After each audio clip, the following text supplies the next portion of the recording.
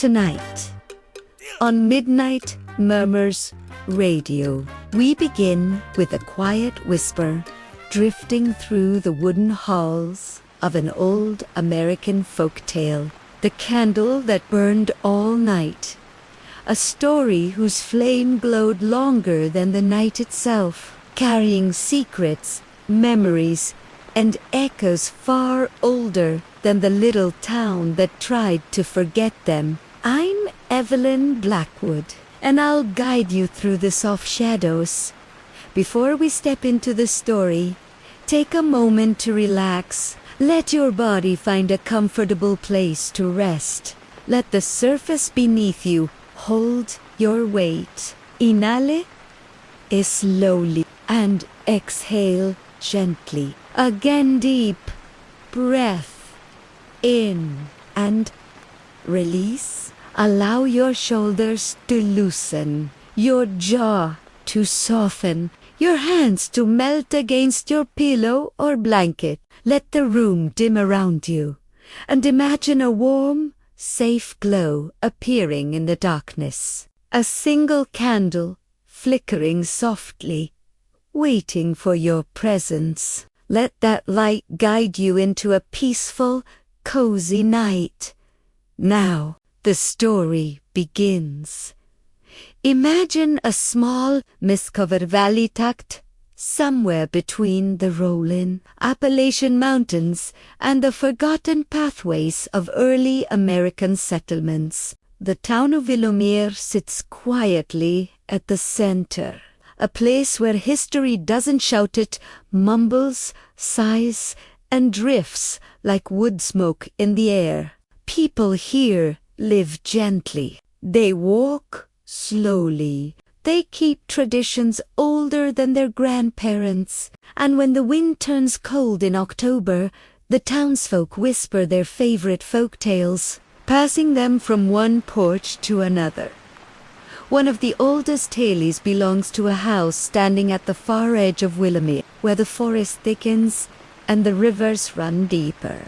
The house is built of chestnut wood, weathered smooth by 100 seasons of rain and snowfall. Its windows glimmer with the faintest amber tint, as if the light inside them is trapped memories rather than flame. And on its front porch sits a simple bronze lantern, home to the candle that, according to town legend, once burned through an entire night long after the owner had passed.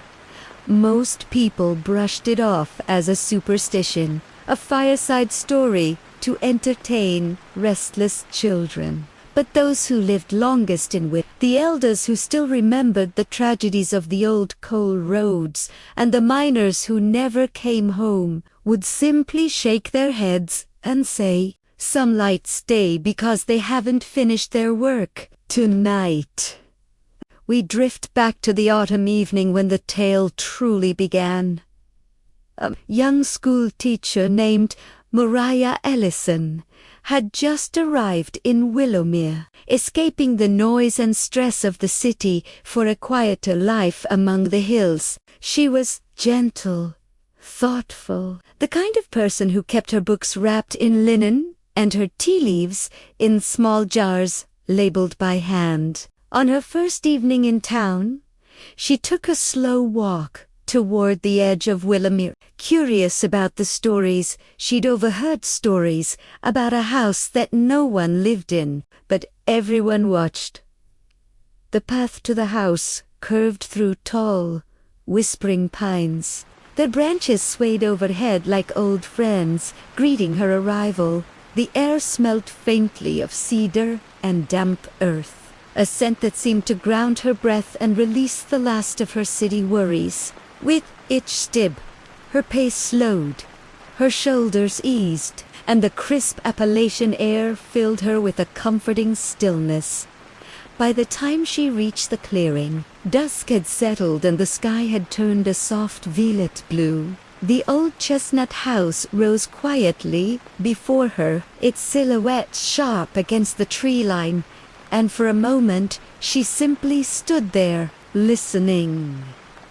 The evening was peaceful, yet something else lingered, an old feeling, like distant footsteps or a memory brushing past. Then she saw it, dot in the bronze lantern by the door. A single candle flickered to life, not bright, not bold, but steady, a warm amber glow, too soft to be threatening, yet impossible to ignore. Mariah frowned gently. She knew the house was abandoned. The townspeople had told her as much, and she believed them. No one had lived here in years. And yet the candle burned, as calm and unwavering as if someone had just lit it with careful hands. She watched the flame dance behind the glass, mesmerized, comforted, and though she told herself it must have been some harmless trick left over from a lingering tourist or an early Halloween decoration, she felt a quiet tug, a pull of curiosity. The kind of curiosity that stories are born from. Standing before the glowing lantern, she whispered to herself, who lit the candle, and why? Tonight? The flame gave no answer, but it leaned subtly, almost politely, as though acknowledging her arrival. Mariah felt no fear, only a gentle invitation. Cloaked in warmth and mystery, she stepped closer, letting the glow wrap around her like a soft blanket, guiding her breath into slow, calming waves. And as the night deepened, she sensed that the story of Willomir's candle had only just begun, and that she had already stepped quietly into its waiting light. Asterisk. Mariah stood in the dim clearing, watching the gentle flame inside the bronze lantern sway with a strange, deliberate calm. And as the evening deepened around her, she felt the cool Appalachian air wrap softly around her shoulders like a shawl woven from mist and memory. The forest behind the abandoned chestnut house whispered in slow breaths, rustling pine needles and dry leaves, as though sharing secrets with the night. She took another step closer, her shoes brushing against the overgrown path, and the candle seemed to glow just a bit brighter, as if pleased by her curiosity. Though the house was known to be empty, a feeling of quiet presence lingered in the wooden frame, something warm, gentle, and oddly expectant. Mariah placed a hand on the porch railing, the wood smooth from decades of wind and rain. And when she leaned in toward the lantern, she noticed the faint carvings etched around its rim, small spirals,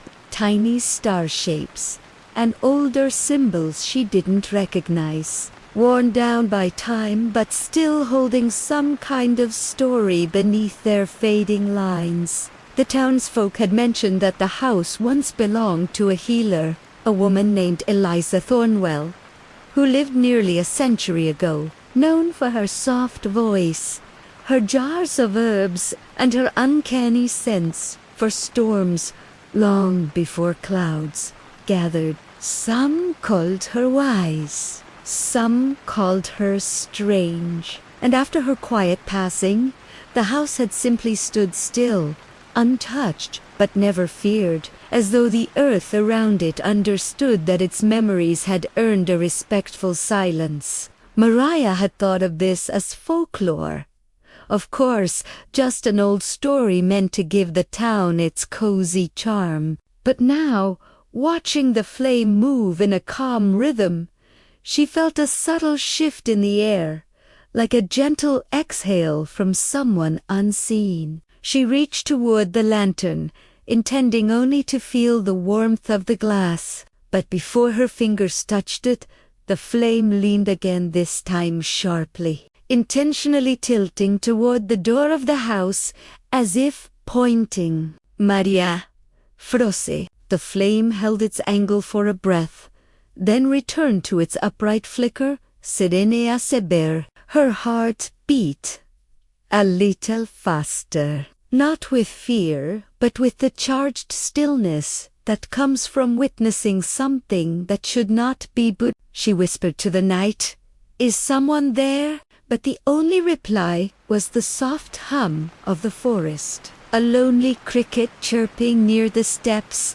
and the quiet pulse of the candle's glow. She glanced toward the windows, half expecting to see movement behind them. Yet all she saw was darkness deep, undisturbed, untouched by any living soul. Still, she felt watched, though not in a threatening way. It was more like the sensation of being gently observed by a house that had waited too long to be noticed again. When a cool breeze drifted from the woods and brushed past her hair, she felt a soft tingle at the back of her neck. The lantern flickered twice fast, delicate, almost like a signal, and then steadied once more. Mariah didn't understand why, but the small movements of the flame felt meaningful, like a language she had not yet learned but somehow recognized. She stepped back from the porch and turned to look at the forest, expecting perhaps to see someone walking along the tree line, a late hiker, or one of the locals taking an evening stroll. But the woods lay still and dark, their shadows blending into a single velvet shape. No footsteps, no voices, no lantern but the one beside her. She took a slow, measured breath, letting the crisp night air fill her lungs, and tried to calm the fluttering sensation rising beneath her ribs. The quiet of Willowmere felt different than any quiet she had known in the city, older, as though sound itself moved slower here. As she stood in that stillness, a faint aroma reached her, drifting from somewhere near the porch, lavender mixed with something older, something like dried sage or wild mint. It reminded her of an old apothecary she once visited on a school trip, filled with shelves of hand-labeled bottles and sunlight filtering through amber glass. The scent wrapped around her gently, soothing her nerves and settling her breath. And for a moment she felt as if someone had placed a calming hand on her shoulder. "Without thinking," she murmured, "Eliza." The night paused. Nothing shifted, not the trees, not the air, yet Mariah felt an unmistakable recognition settle around her, a soft acknowledgement that seemed to murmur, "You are welcome here." She didn't know how she sensed it, only that she did. Slowly, she stepped back down from the porch and began walking toward the path home, glancing once more at the lantern. The candle still burned, steady and watchful, as if promising that its flame would wait for her return. And though Mariah could not explain it, she felt certain she would return soon, drawn not by fear, but by a quiet invitation glowing in the dark. As she walked back through the tall pines, the flame behind her flickered a final time, casting a soft golden arc against the house. And in that faint shimmer, something in the shadows seemed to shift, awakening gently from a long, patient sleep.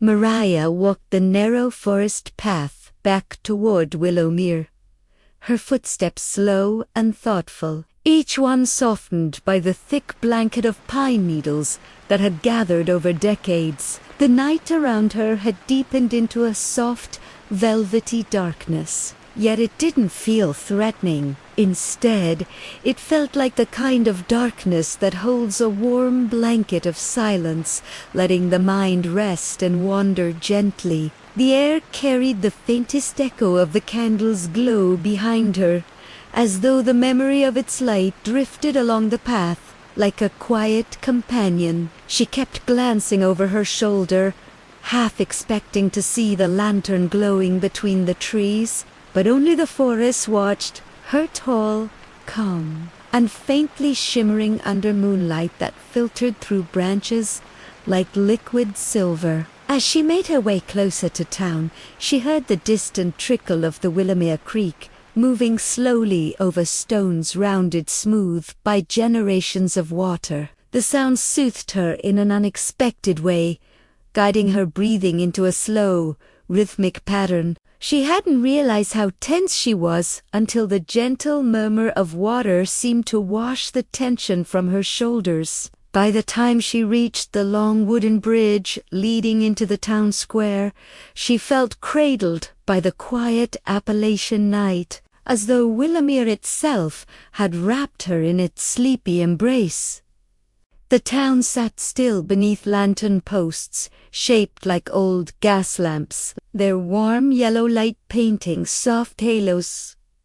On the cobbled street, shops were closed, curtains drawn, and only one window glowed faintly at the far end of Main Street, the bakery, where the owner often woke before dawn to prepare dough for the next morning. But even that faint glow felt peaceful, part of the town's gentle heartbeat. Mariah walked slowly, absorbing everything, noticing how different this place felt compared to the hurried, restless city she had left behind. Here, the nights didn't buzz with neon lights or the distant hum of traffic. They breathed softly, like a living thing in no rush at all.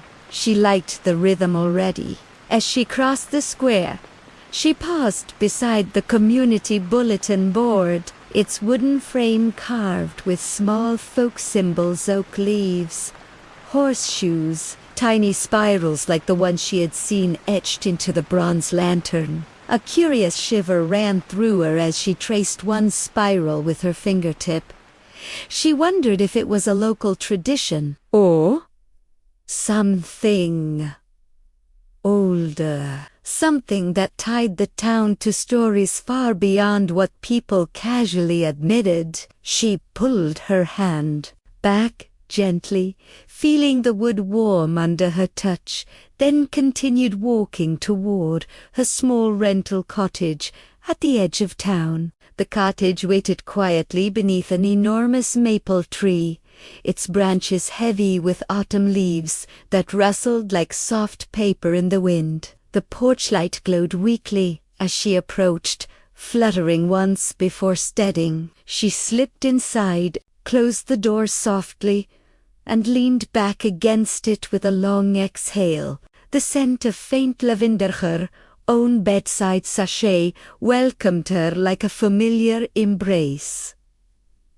But another scent lingered as well, subtle, fleeting, the same wild sage and mint she had smelled near the chestnut house. She froze gently, not in fear but in quiet curiosity, letting the aroma drift past her as though it had come only to say hello. She walked to the small wooden table by the window, lit a soft golden lamp, and opened her leather-bound journal. She intended to jot down the details while they were still fresh: the candle, the carvings, the strange tilt of the flame. Yet when she put pen to paper, words came slowly, as if the story wanted to stay half-hidden, waiting for more pieces to reveal themselves. She wrote anyway, describing the glow, the scent, the heavy quiet of the house. But when she reached the moment the flame leaned toward the door,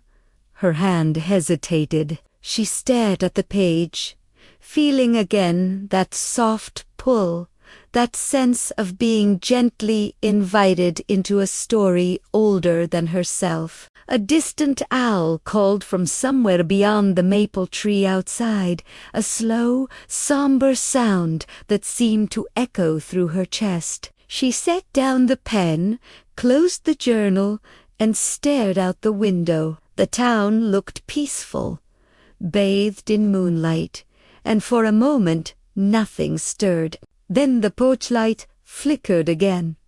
Twice the same delicate rhythm the candle had shown her. Mariah inhaled slowly, letting the cool air settle into her lungs, and a soft, calm certainty washed over her. She wasn't imagining these things. Willowmere was speaking to her in its own quiet, ancient way, and somehow she felt honored by it. She walked to her bed, curled beneath the quilt stitched by the cottage's previous owner, and closed her eyes. As she drifted toward sleep, she whispered into the darkness, almost as if responding to a call only she could hear, "I'll go back tomorrow." Outside, the wind moved gently through the maple leaves, as though offering its approval, and somewhere far beyond the town, at the edge of the woods, a small warm light flickered in a bronze lantern holding its patient,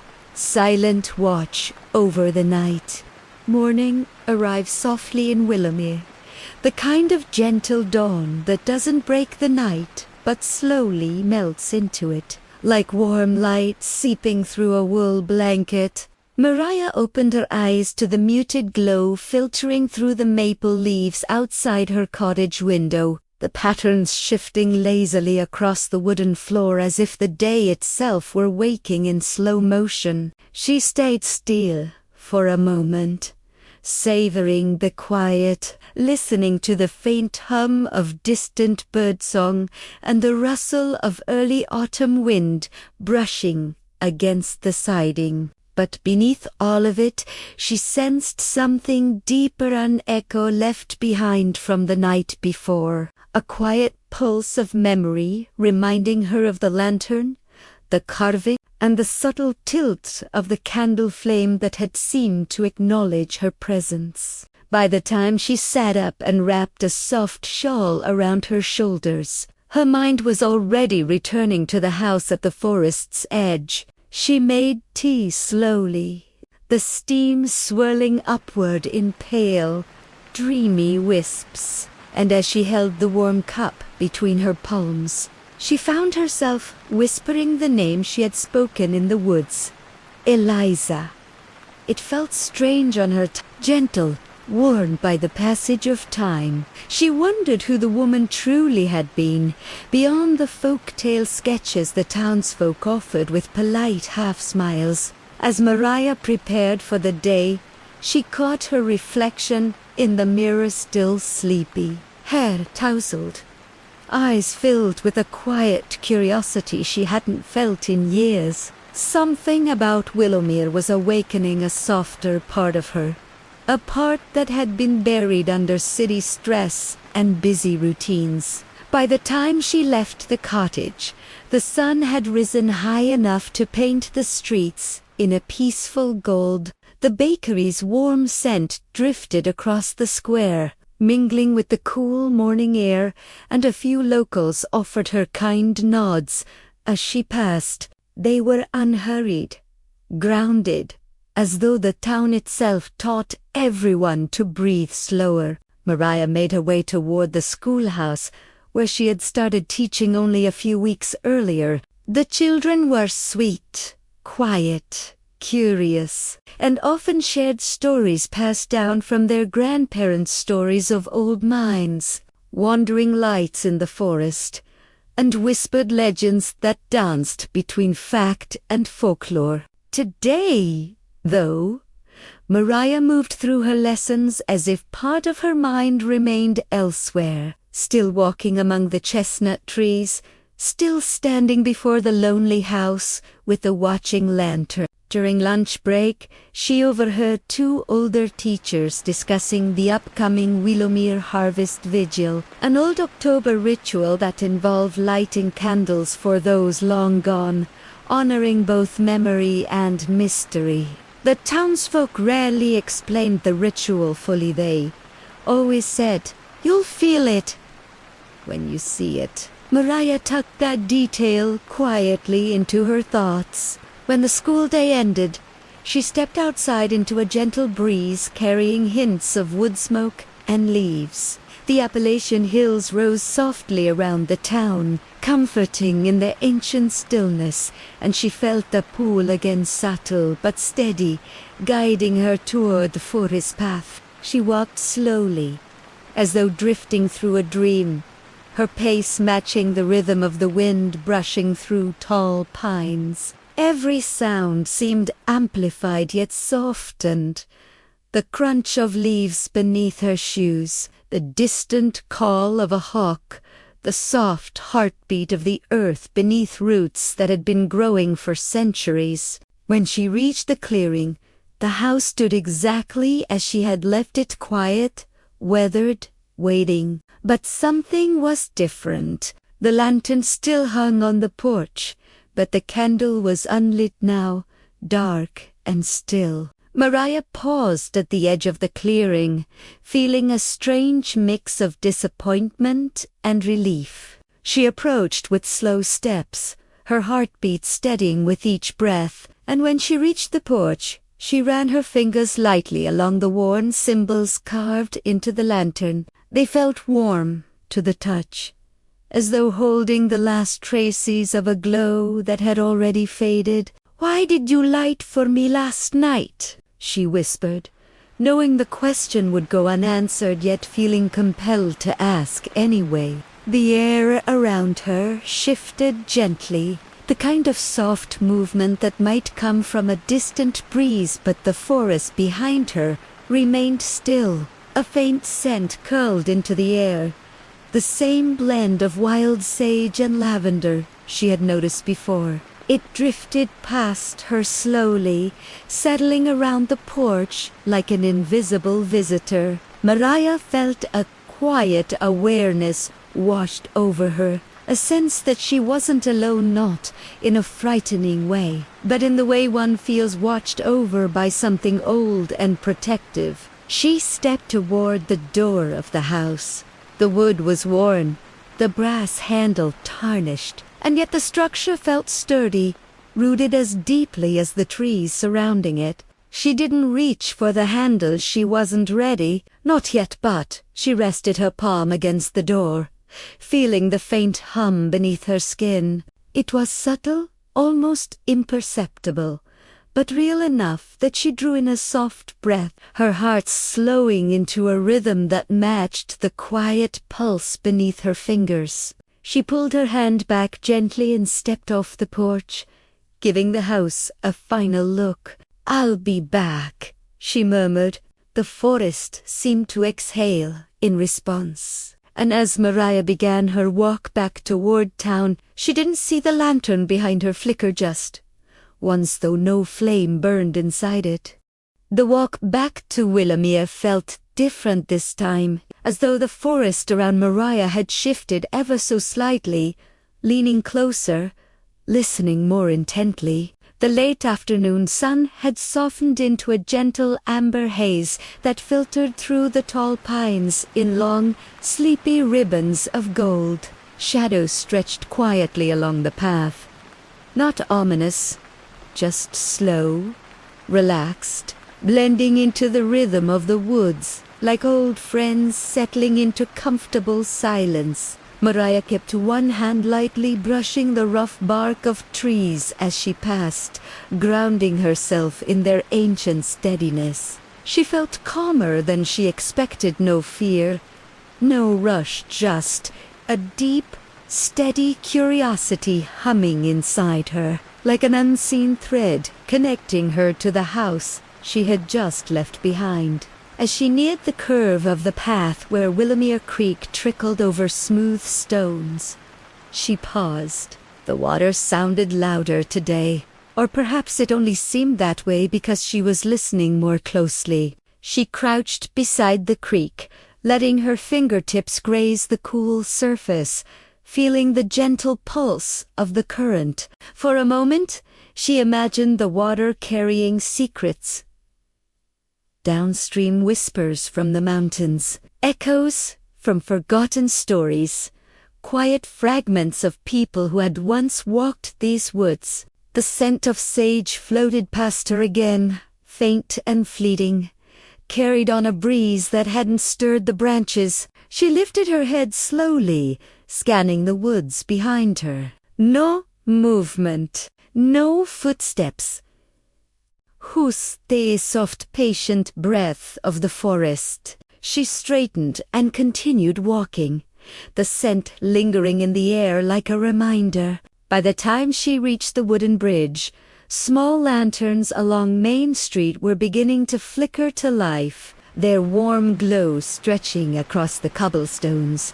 The sky shifted from ember to deep blue, and a few early stars blinked away. Willamere always seemed to welcome dusk gently, as if cradling the night so it wouldn't startle anyone. Mariah walked into town with a peaceful heaviness in her limbs, a feeling like drifting slowly towards sleep.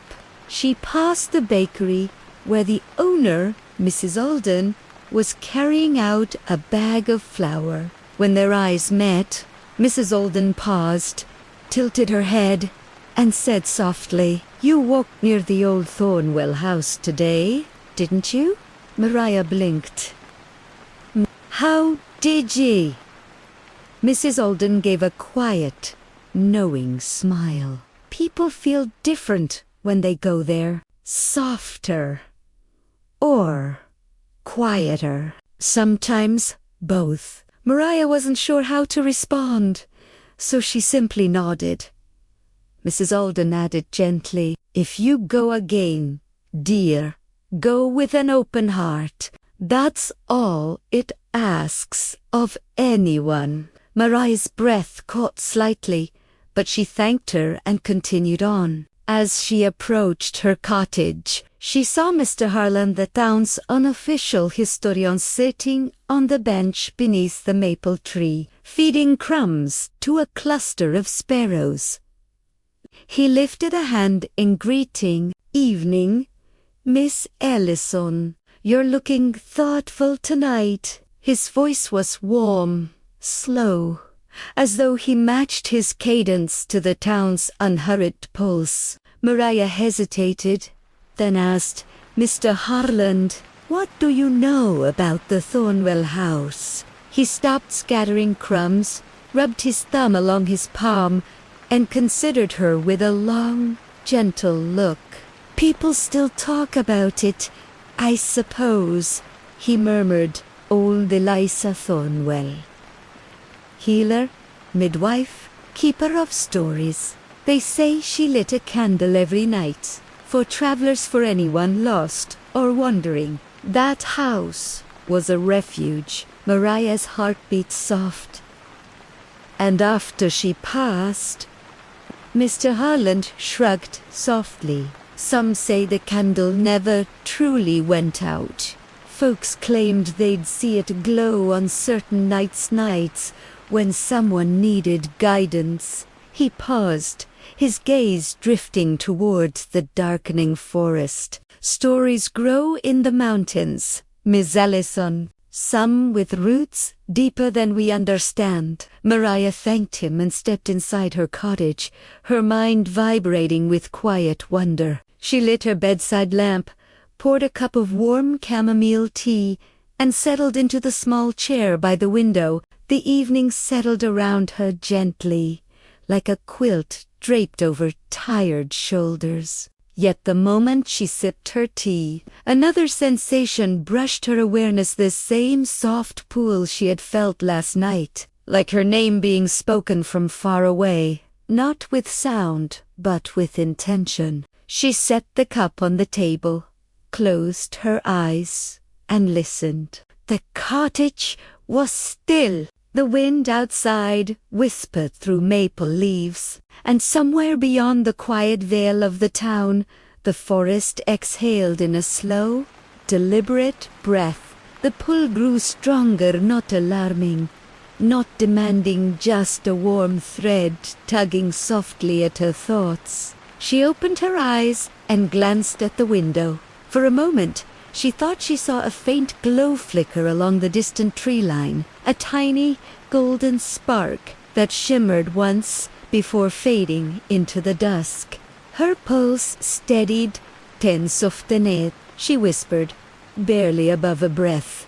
Tomorrow, the night seemed to murmur back, yes. And as she prepared for bed, she felt the sense of being quietly guided, the way a gentle hand might rest on your back to steer you toward the right path. Willowmere, with all its quiet stories, wasn't finished with her yet. Night settled over Willowmere in a slow, silken descent, wrapping the town in a hush so gentle it felt almost intentional, as though the mountains themselves wanted Mariah to rest. Before whatever waited in the woods would call again, she moved through her cottage with quiet steps, lighting a single soft lamp near the window, its golden glow pooling across the wooden floor like warm honey. Outside, the maple leaves shimmered as the wind drifted lazily through them, carrying that familiar mix of autumn cold and something faintly herbal sage. Lavender, a whisper of the forest's unseen breath. Mariah brewed a small pot of tea, the steam curling through the stillness, and sat by the window with a blanket wrapped loosely around her shoulders. She watched the sky darken until it deepened into a blue so calm it felt like slipping beneath a warm lake at night. But even as her breathing slowed, her thoughts circled gently back to the Thornwell house, its quiet porch, the patient lantern, the symbols carved into old bronze, and the lingering presence that had wrapped itself around her senses like a soft echo of a forgotten lullaby. She wondered why the candle had burned for her, why its flame had bowed toward the door, why the house seemed to hum beneath her touch. If these were coincidences, they were strangely kind, carrying no fear, only an invitation as old as the town itself.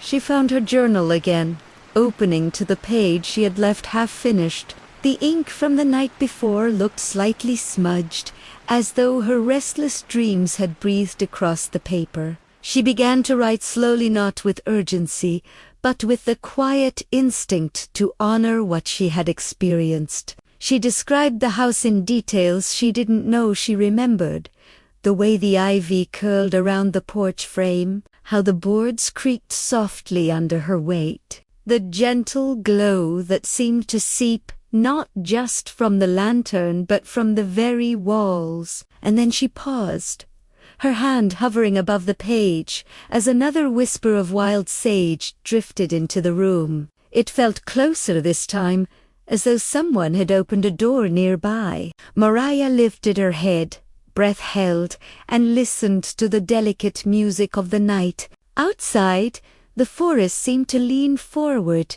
its shadow stretching toward the cottage in long, velvety strokes.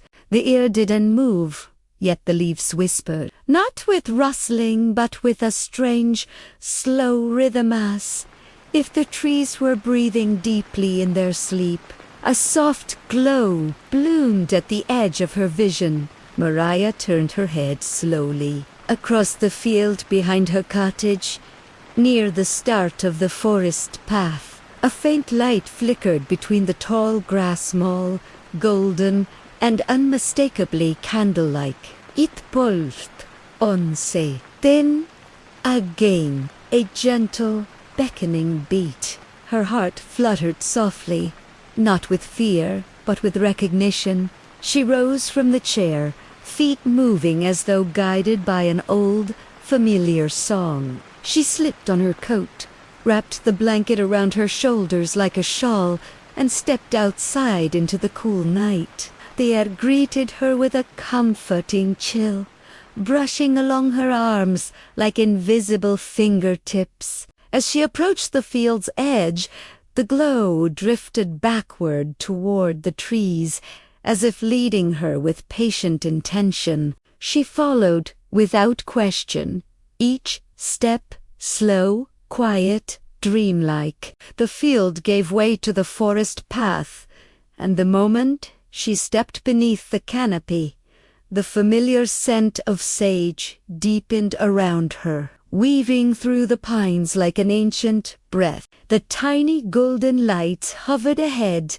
flickering softly between the trunks, moving at a pace so gentle it felt as if it was waiting for her. Mariah whispered into the darkness, "Eliza, is that you?" The forest exhaled, a low, warm sigh that stirred the leaves at her feet. The light blinked once, the same delicate rhythm as the candles flickered the night she first found the house. Mariah's pulse settled, and she followed it deeper into the woods. After a few minutes, the trees parted, revealing the clearing once more. The Thornwell house stood in its quiet vigil, dark but welcoming, its silhouette softened by moonlight. The lantern hung on the porch again, unlit, still, but the floating golden spark drifted toward it, settling just before the glass, then vanished like a small breath absorbed into the night. A second later, the candle inside the lantern flared to life in a calm, golden glow. A warmth spread through Mariah's chest. She stepped forward, her face bathed in the lantern's gentle light. The door of the house creaked softly, not opening. Who, stiffing like someone inside, had leaned their weight against it, listening. Mariah whispered, "I'm here." The lantern's flame leaned ever so slightly toward her. Not a warning, an invitation, a welcome. She exhaled slowly, letting her shoulders relax, letting the forest's soft hum settle into her heartbeat. Whatever waited inside the Thornwell house, it wasn't darkness. It was memory legacy, and something ancient that had been waiting a long, long time for someone to return. As the lantern glowed steadily in the quiet clearing, Mariah closed her eyes and allowed herself to feel held by the night, peaceful and unafraid, drifting gently towards the story unfolding around her. And as the warm Appalachian stillness wrapped around her, you, dear listener, are welcome to drift with her. As the story fades, allow yourself to drift into a peaceful sleep. And if you'd like more cozy folklore journeys like this one, don't forget to subscribe and support the Chanayura Presence keeps the lantern burning through the night. The first pale hint of dawn had not yet touched the sky, but the night felt thinner somehow, stretched like a veil worn at the edges as Mara stepped off the porch and followed the man toward the narrow path that cut between the fields. The candle's glow behind them softened into a distant ember, and with every step she took, the air grew denser, not colder, not warmer, just thick with the quiet hum of something ancient watching from the shadows. The spirit drifted beside her, never quite touching the ground, never quite touching her, its presence like a soft tug at the edge of her consciousness. Each time she tried to focus on it directly, its outline blurred, as though her eyes weren't meant to fully witness what wandered so close. The man walked a few paces ahead, his lantern swinging in a slow arc that carved gentle strokes of honey-colored light across the dark path. "Chapter 2 begins with intention," he said quietly, as though narrating to the trees around them. "For wanderers don't follow the living without purpose, and the living don't step into the hours before dawn without being called." Mara hugged her arms close to her body. "You keep talking like I chose this," she said. "I didn't ask for any of it." He nodded once, not unkindly. Most who are chosen say the same. The path sloped downward toward a cluster of abandoned cabins, their roofs caving under decades of snow and silence. The wood was gray with age, the windows dark, the doors sagging like the mouths of forgotten stories. As they approached, the spirit surged forward, its shape sharpening with sudden urgency. Mara felt a jolt in her chesiple, unmistakable and painfully familiar. "This place?" she whispered. She didn't know why. Her voice trembled. The man slowed his steps. "The memory you saw began here," he said, "but it didn't end here." The spirit hovered before one of the cabins, its faint form glowing with a thin ribbon of silver-blue light. Mara reached the doorframe, her hand brushing the splintered wood, and instantly a sensation washed over her, a rush of cold wind, a distant cry, the crackle of a lantern fighting against the storm. And beneath it all, a hand slipping from hers. She gasped, grabbing the edge of the doorway to steady herself. "I know this place," she breathed, "but I don't know how." "You were young," the man said, stepping beside her, "very young, old enough to follow a wandering light, too young to understand what it meant." The words sank into her like stones, dropped into deep water. She stepped inside the cabin, the floorboards groaning under her weight. The air inside smelled of pine resin and dust, untouched but not empty. Moonlight filtered through a crack in the roof, falling in a silver sheet across the floor. The spirit drifted into the light, and for a fleeting instant, Mara saw the shape clearly. A girl, younger than Mara. Barefoot, hair tangled, eyes bright with cold and fear, and something like trust. "No," Mara whispered, her throat tightening. "Y don primera KNT." The man's voice came from behind her, soft but steady. Her name was Elara.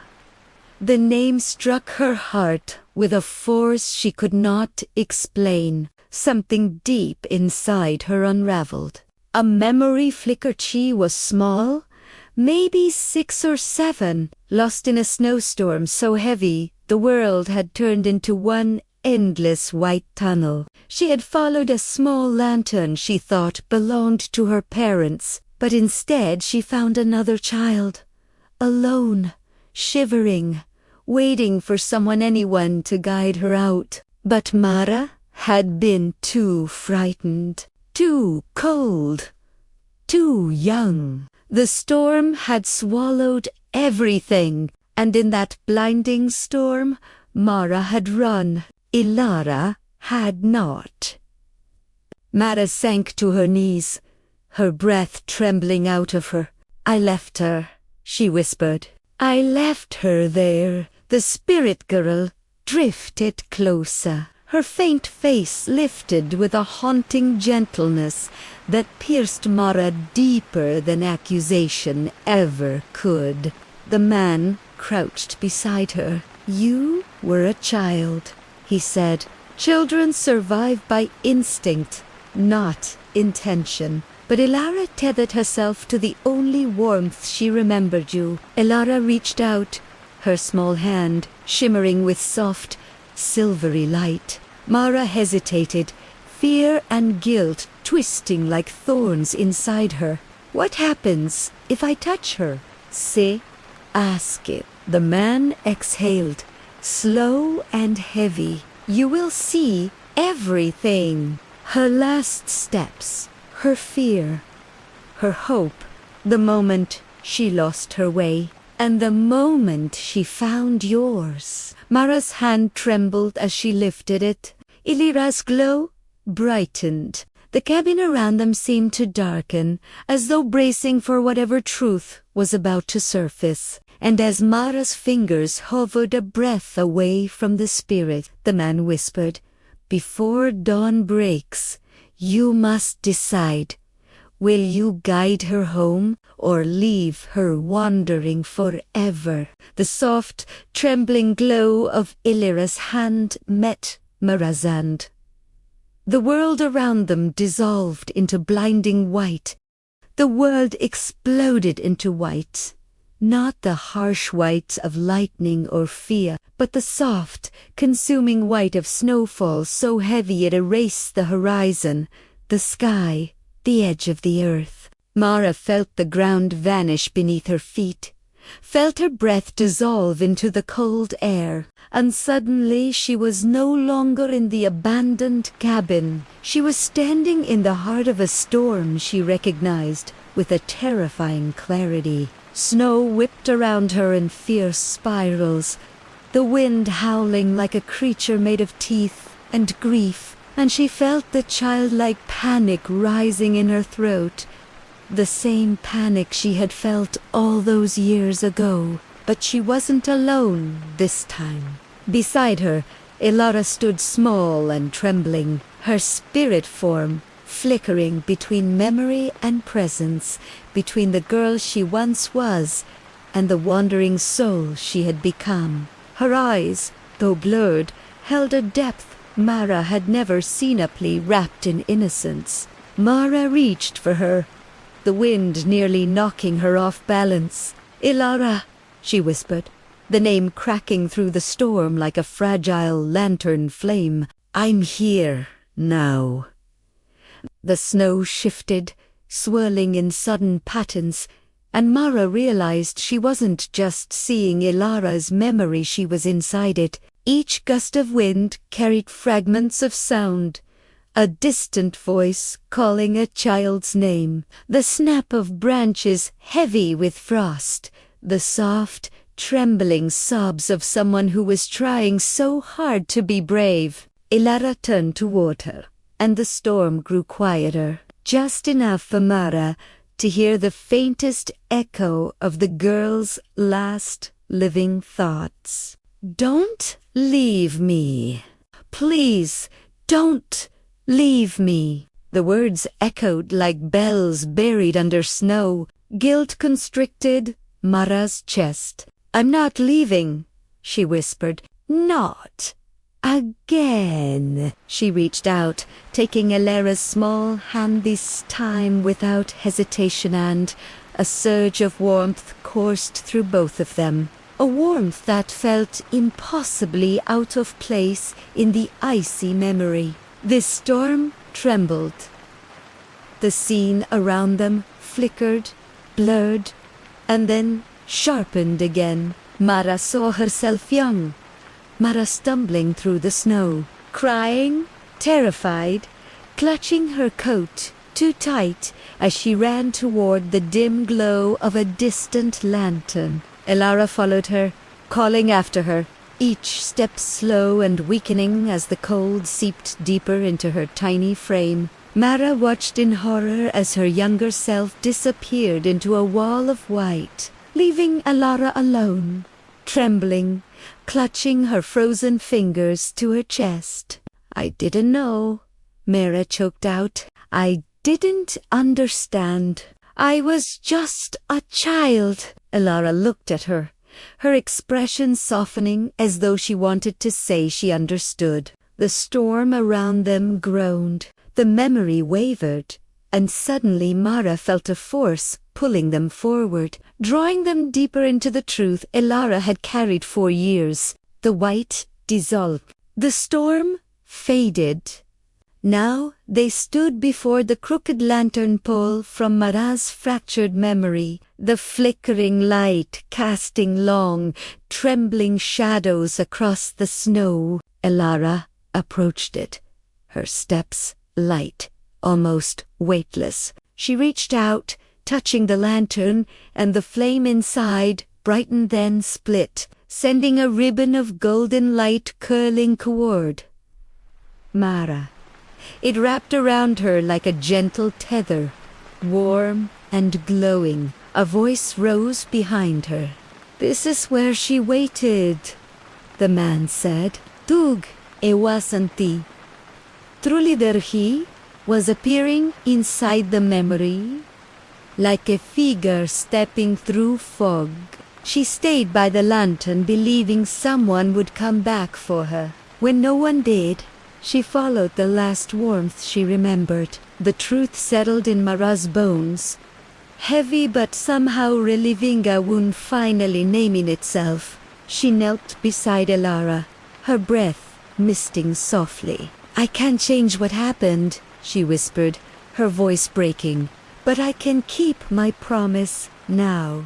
I can guide you home." Elara's glow brightened, washing them both in soft silver light. But before Mara could rise, the memory darkened unexpectedly, as though a shadow had fallen across the snow. A new sound echoed through the frozen world, a low, distant hum that did not belong to Elara's memory. Mara stiffened.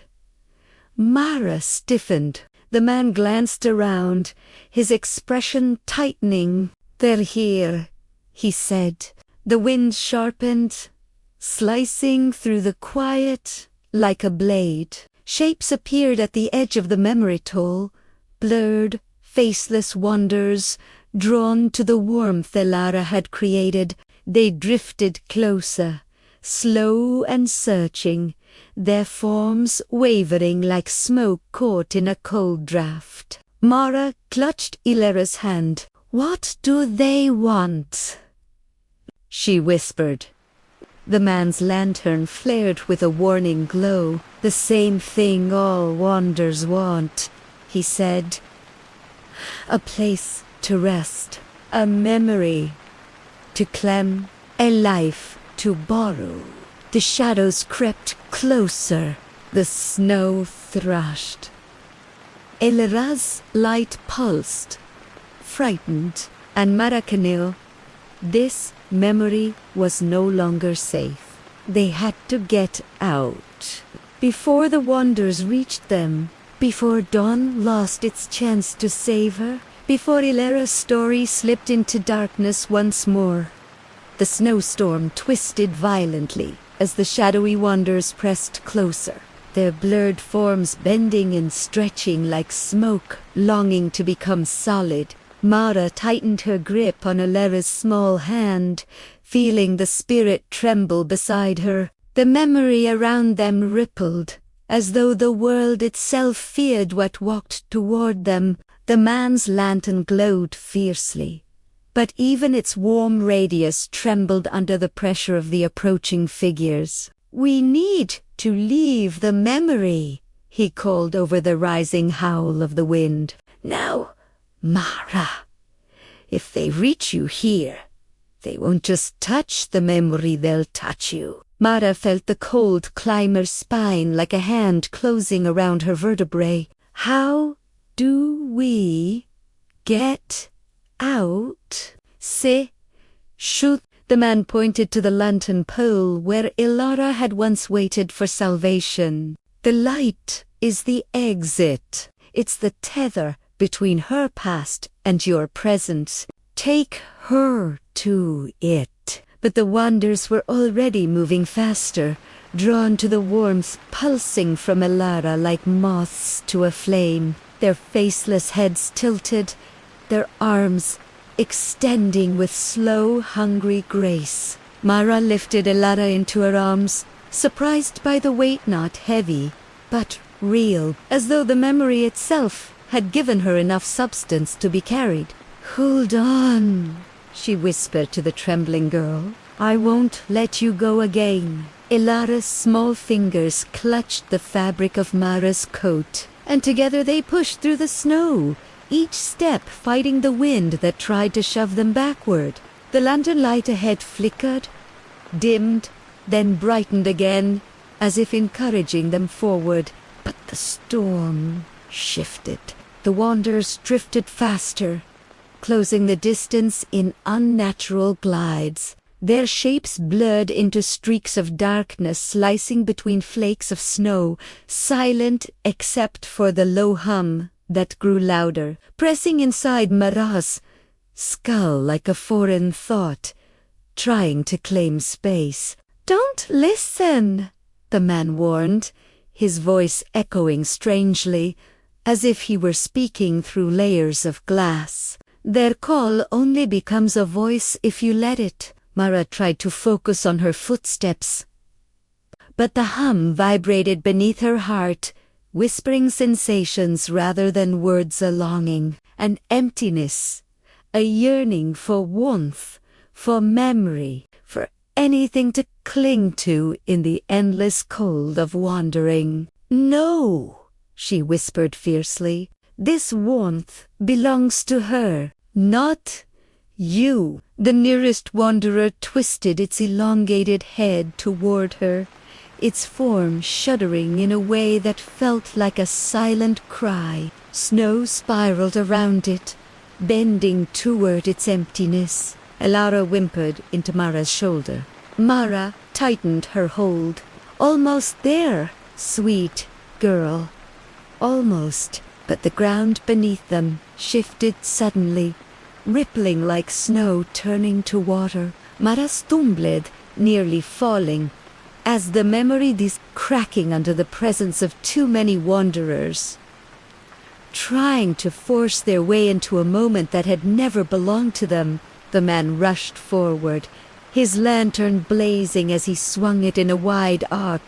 The light struck the nearest wanders, making them recoil with a sound like ice snapping under pressure. He shouted, "Mara, run!" and say, "Dith." Legs burning, lungs aching, the snow blinding her, she ran toward the lantern pole at the center of the memory. The tether light pulsed wildly now, a heart beating too fast. Behind her, the wanderers gathered, their hum rising like a dirge. One reached out, its shadowy hand brushing the edge of Mara's coat. A shock of cold shot up her spine, nearly buckling her knees. For a heartbeat she saw through its emptiness, saw the loneliness of a soul stripped of name, of warmth, of history, existing only in longing. Elara cried out, the sound small but powerful. The wanderer recoiled as though burned. Mara summoned her last burst of strength, lunging forward and pressing her palm to the lantern's glass. The world shattered.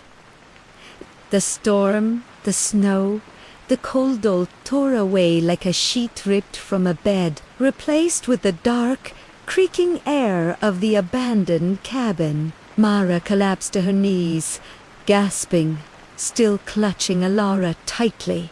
The cabin's shadows swayed with the dying echo of the memory, and outside the distant fields the sky remained heavy with the late-night dark. The man knelt beside her, his lantern dim but steady. "You did well," he murmured. "She's closer to the truth now, closer to home." Elara hovered beside Mara again, glowing more strongly now, her edges clearer, her face almost recognizable. She looked up at Mara with something deeper than gratitude, something almost like devotion, the kind born of a bond forged in fear and survival. But the night pressed in, unsettled. Mara wiped her tears with the back of her hand. "They followed us," she whispered. "Didn't they?" The man's silence was answer enough. A faint hum drifted from the woods far, but not far enough. It rose slowly ice, dark, with concern. "The wonders know your warmth now. They've touched your memory, and they're still searching." Mara stood, her legs shaking. Elara's small hand slipped into hers, soft and cold. "Then what do we do?" The man lifted his lantern and looked toward the door. "We finish the story," he said, "before dawn decides the ending for us." The storm outside eased into a soft drizzle, but the cabin still felt wrapped in its own cocoon of stillness. Anna sat back down at the small wooden table. The old ledger opened before her like a doorway. She wasn't sure she wanted to enter. The faint smell of cedar and old paper lingered in the air, mixing with the quiet crackle of the fire. She took a slow breath. Okay, one more page. The next entry was dated 3 days after the last one, written in the same hurried, uneven scrawl. Night noises again, same tapping, same whispering under the floorboards. Checked the foundation, nothing there, nothing ever there. But I heard her humming. Anna blinked. Her! She scanned the paragraph again, but there was no explanation. The writer hadn't clarified who she was, almost as if he didn't want to put her name on the page. Another line followed. If she asks for the lantern again, I won't give it to her. I can't. It's not mine to give, no matter what she remembers. A chill slid down Anna's spine. The lantern again. The same lantern the shopkeeper had mentioned. The one supposedly tied to the strange history of this cabin. Anna closed the ledger gently, letting her fingers rest against the old leather cover as she focused on the faint vibrations beneath her feet. Maybe it was her imagination, but for a moment it felt like the floorboards breathed exhaling warmth. Then, drawing it back in, she stood and walked toward the window. The mist outside had thickened, turning the trees into ghostly silhouettes. Even the path leading back toward the main road had blurred into a smear of gray. It was as if the world outside the cabin had softened out of existence. Behind her, the floor creaked a single step, then another dot. Anna froze. Hello, she whispered, turning slowly, though her voice felt too small for the space. Nothing. Only the firelight shifting, shadows stretching across the room as if reaching toward her.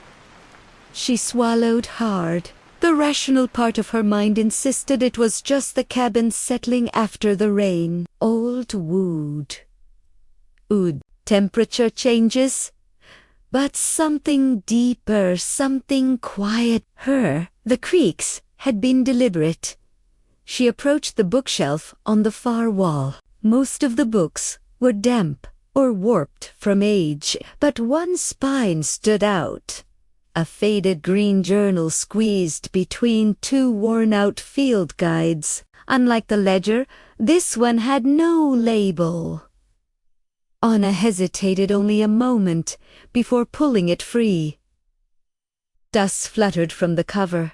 The pages inside were filled with tiny, cramped handwriting. The first page was dated nearly 40 years earlier, long before the ledger's entries. And the first line made her heart skip.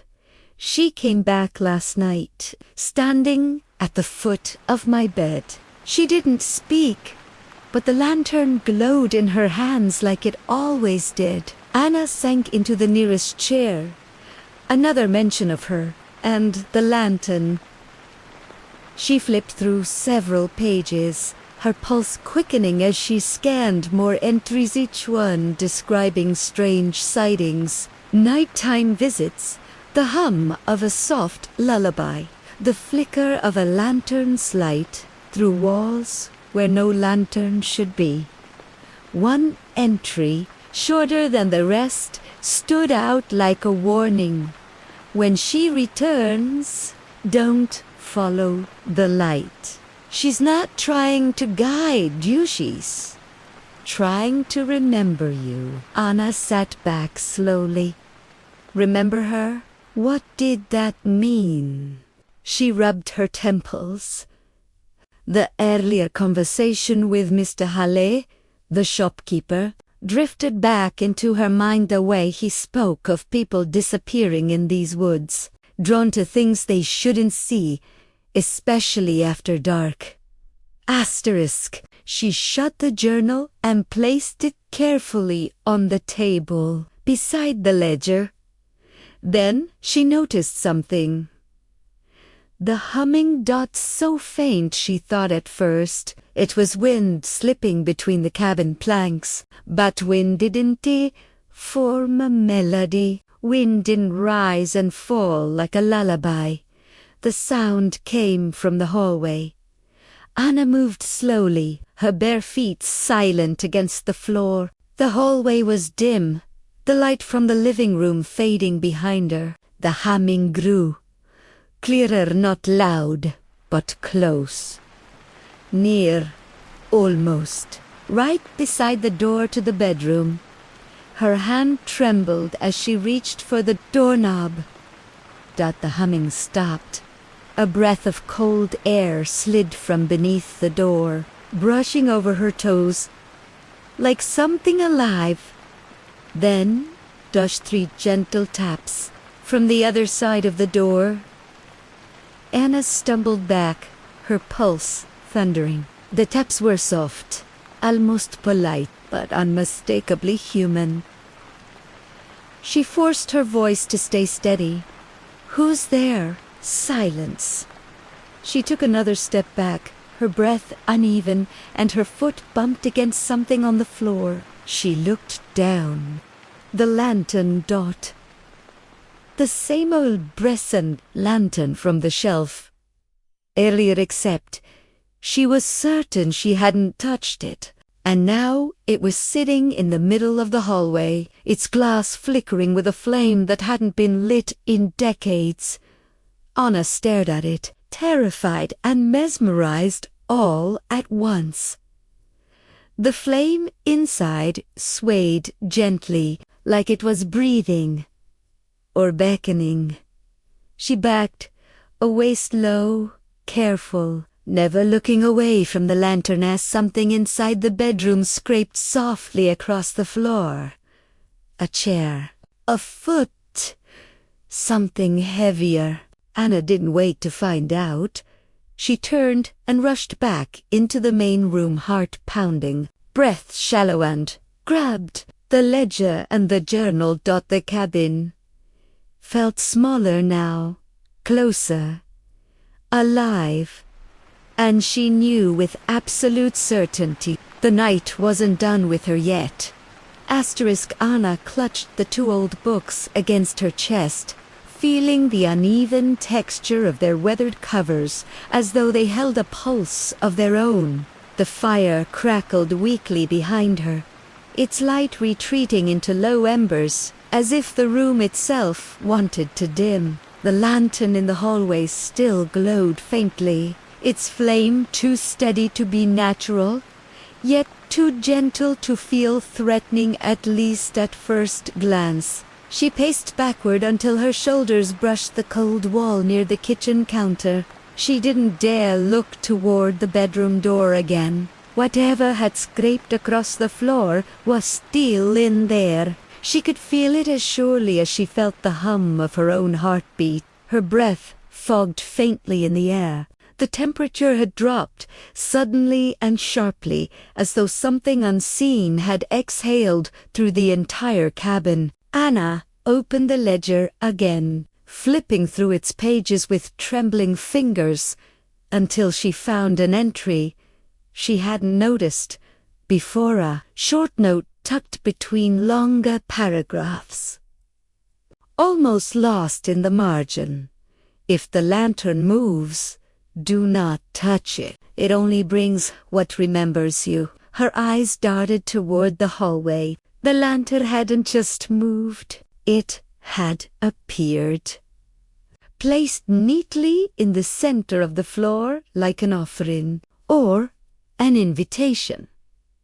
She snapped the ledger shut. "I can't stay here."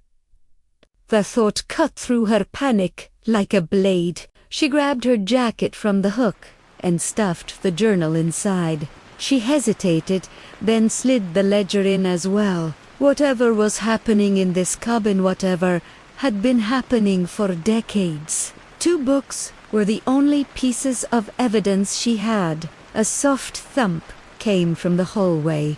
Not from the bedroom this time, from just outside the living room doorframe. Anna's breath hitched. She forced herself to look. The lantern was gone. The air felt heavier, thick with the scent of cold earth and old wood. Anna backed toward the front door, fumbling with the metal latch. The door creaked when she pulled it open, the sound far too loud in the crushing quiet. Outside, the mist had thickened even more. The world beyond the cabin seemed to dissolve into a gray, swirling blur. The path she had taken earlier was no longer visible, just a blanket of fog stretching into nothingness.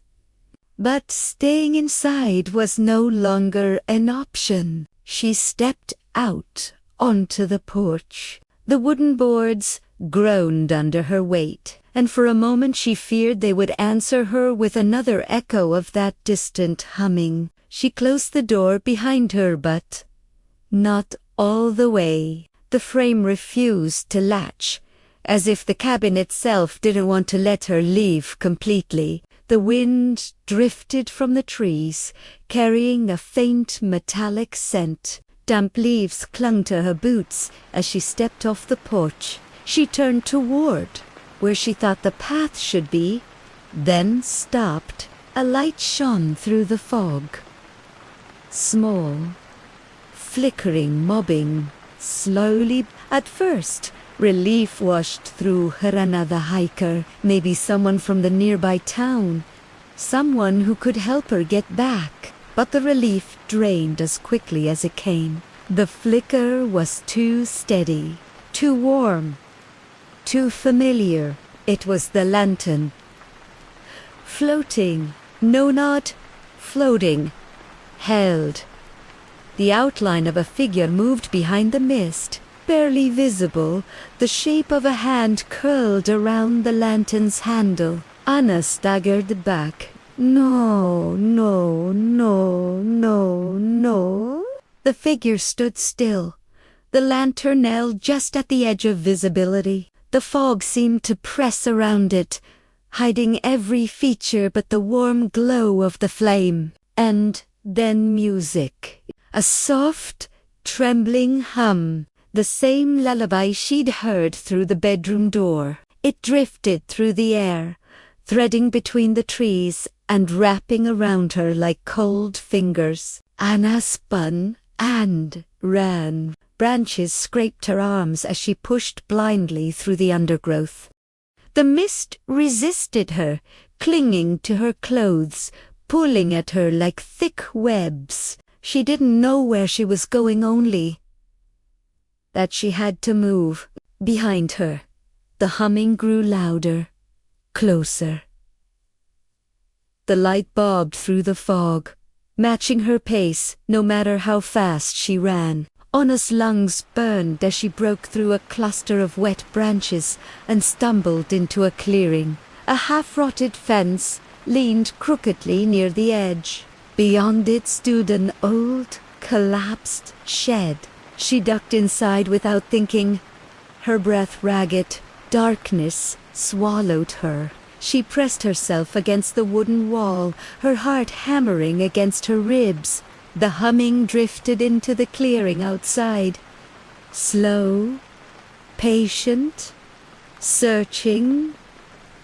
The lantern's glow seeped through cracks in the shed's boards, thin slivers of gold cutting through the darkness. Anna held her breath until her lungs screamed. The humming paused, and then 3 soft taps on the shed wall, just like the bedroom door.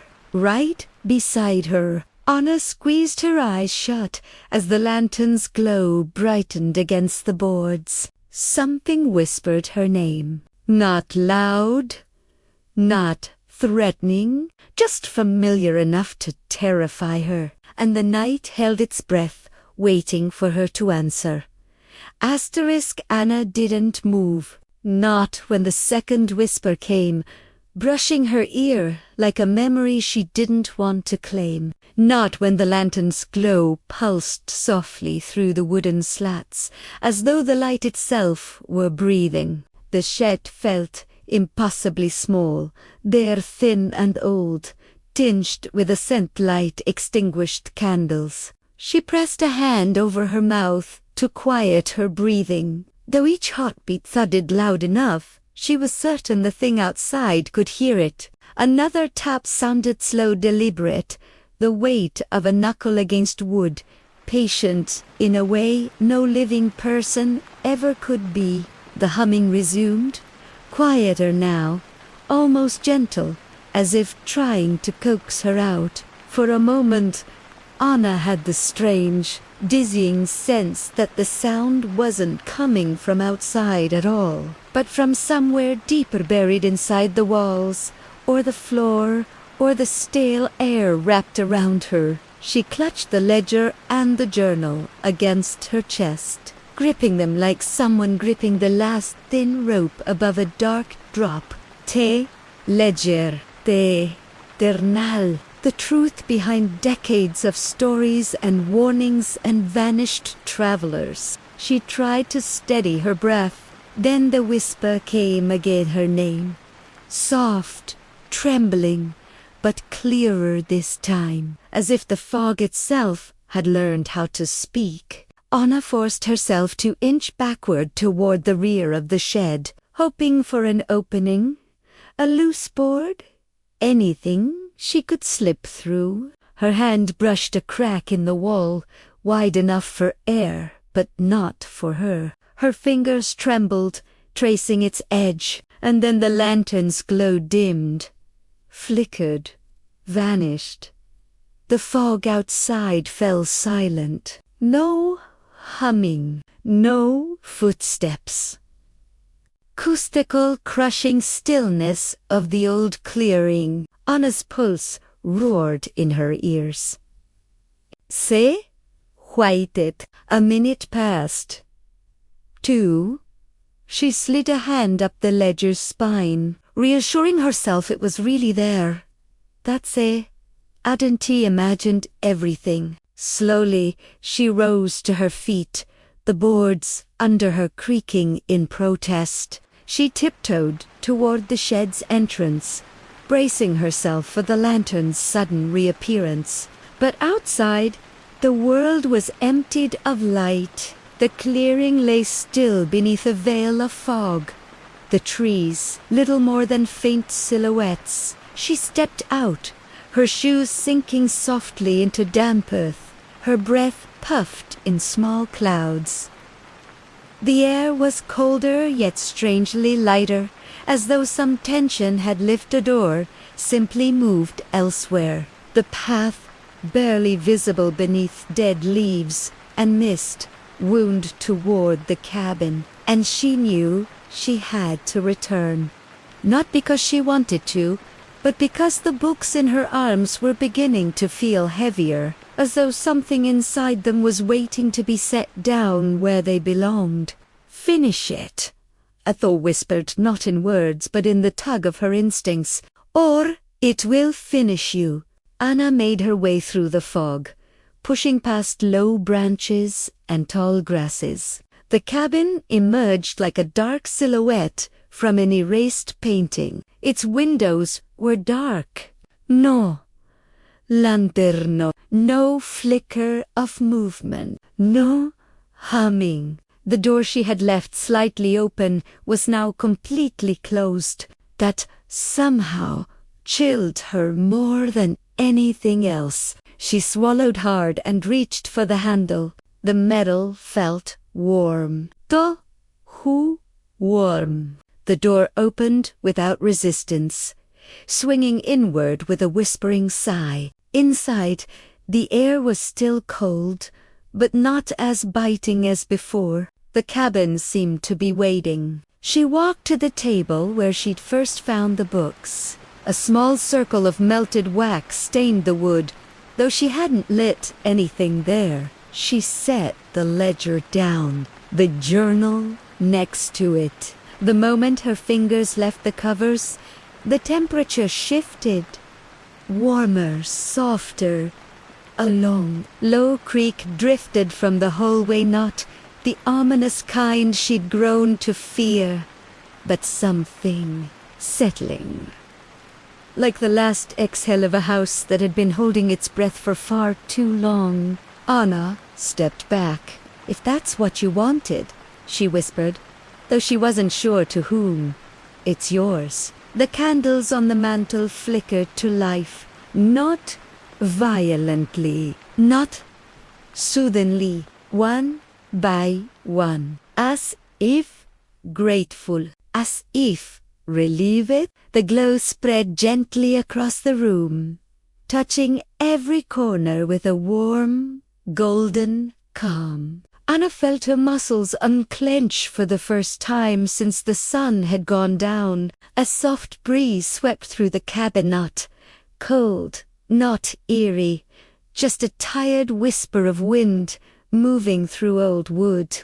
The sense of presence that had followed her all night slowly faded, like a distant figure turning down a long path. She didn't know if she had freed something or appeased it. Maybe both. Outside, the fog began to thin. The world regained shape.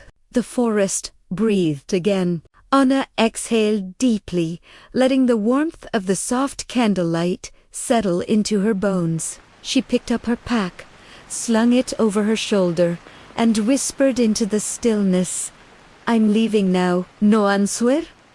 Kami. No lanterno. No humming.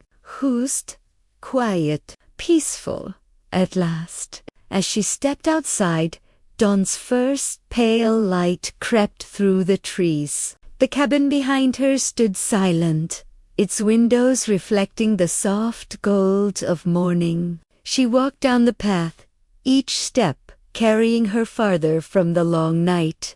But before the forest swallowed the cabin from sight, she turned once more. The candles inside still glowed gently, like a farewell or a promise. And as the story fades, allow yourself to drift into a peaceful sleep. If you enjoyed tonight's tale, consider subscribing to Midnight Murmurs Radio, where every story guides you gently toward rest.